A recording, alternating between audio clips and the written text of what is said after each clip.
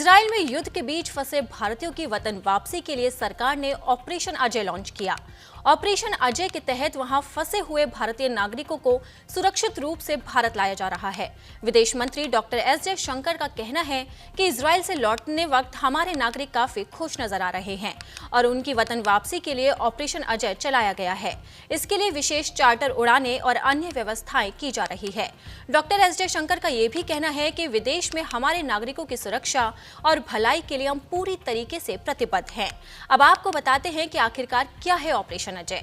इस ऑपरेशन के तहत विशेष चार्टर फ्लाइट को लगाया गया है और जरूरत पड़ने पर नेवी शिप भी लगाए जा सकते हैं। इस अभियान में सिर्फ उन भारतीयों को वापस लाया जा रहा है जो अपने देश वापस आना चाहते हैं। इसमें सभी भारतीयों को वापस नहीं लाया जाएगा। इजराइल में अभी भी छात्रों, पेशावरों और व्यापारियों की काफी तादाद है।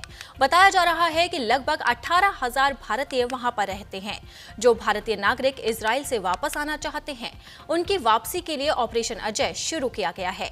इससे पहले भारत ने यूक्रेन से भारतीय छात्रों को निकालने के लिए ऑपरेशन गंगा शुरू किया था। रूसी युद्ध के दौरान यूक्रेन में करीब 20,000 लोग फंसे थे जिन्हें ऑपरेशन गंगा के तहत निकाला गया था। देखिए, हम सबका स्वागत करने के लिए मैं स्वयं उपस्थित हूं सरकार की ओर से, और ये हम सबके लिए भी प्रसन्नता है कि हमारे 143 लोग यहाँ पर भारत की टीम में लैंड कर रहे हैं। तो ये हमारे लिए भी सौभाग्य का है कि उनका स्वागत करने का ये अवसर हमको मिल रहा है। सर, जो अभी भी वहाँ पर फंसे हुए हैं लोग और जो वेट कर रहे हैं फ्लाइट्स का, तो उनको क्या मैसेज? देखिए, वो हम उसके लिए कोशिश कर रहे हैं कि वही जैसे हमारा पूरा फॉर्मेलिटीज होता है, वो हम जितने भी बाकी कोशिश से जो आ रहे हैं उन सबके लिए व्यवस्था।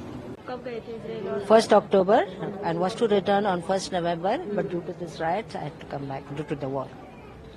It was my brother's son's wedding, which got postponed, and therefore we had to come back.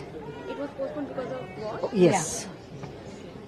तो कैसा टाइम रहा? और अभी It was very scary, as this was the first time I went to Israel, and it was really very scary. तो अभी जब वापस आना हुआ तब कैसा लगा? कि अच्छा लगा. I am very thankful to our government of India. तो जितना भी इवैक्यूएशन जो भी जिस तरह का अरेंजमेंट्स थे उसके बारे में कुछ कहना चाहिए? Like we were at home actually. हम लोग घर पे ही थे, ज्यादा बाहर नहीं गए. Due to our age, we did not go out. तो आपको कॉल आया? कहाँ से? हाँ, message. Everything was on message. Yeah. We are used to the rockets coming in even to Tel Aviv for the last couple of years. Happens every 21 and 22. This time it's a different scale altogether. So I'm here for a personal visit. We continue to operate our branch there and continue to serve the customers there. So I'm here for a personal visit. So not an evacuation as such for the branch, but we continue to operate there. We have a branch since 2007. So. Do you want to say something about the evacuation? Absolutely amazing.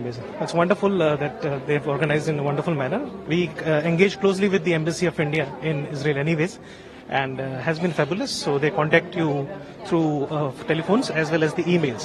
So absolutely amazing. They've worked I think 24/7 for quite some time. Thank you so much. मेरा नाम लालची वगासिया है और मैं Israel में diamond industries में हूँ, और वहाँ पे 7 अक्टूबर को जो सब सुबह में 6:30 बजे हुआ, तब हम सो रहे थे, वहाँ पे सबात था, और 6:30 बजे सायरन बजा, हम जाग गए और 5,000 रॉकेट करीब आए थे और हमको डर लग गया कि क्या हुआ। बाद में उस दिन तो छुट्टी थी, दूसरा दिन पूरा सब माहौल बहुत भयजनक था, और थैंक्स फॉर अजय ऑपरेशन के लिए कि हमको यहाँ पे सही सलामत पहुंचाया। Thanks for government of India. Operation Ajay जो हिंदुस्तान ने, भारत सरकार ने जो किया है वो बहुत अच्छा किया है, और सब कुछ बहुत स्मूथली था, और फोन आया था और उनका सब सहकार था और सब कुछ अच्छा था। मैं 1.5 साल से इजराइल में ही था, लेकिन अभी का सिचुएशन बहुत ही खराब था।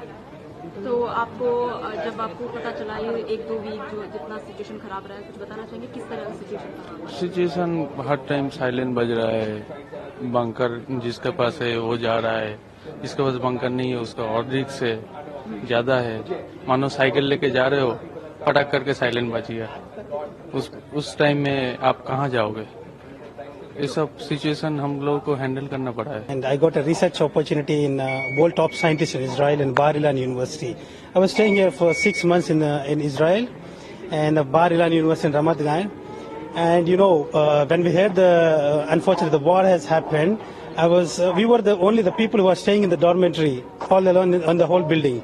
So, and my son, he didn't get the emergency document. We are preparing for the document, and luckily the Indian embassy have helped a lot, and we would like to thank Indian people and Indian embassy, Indian staff who were in Israel. And you know, such a wonderful government is helping all the students evacuating from Israel to India, the home in a safe zone. I've really, my family, behalf of all the Indians, you know, all my family, my wife and my son. He was 42 days old. We want to thank such a wonderful government, the Modi ji.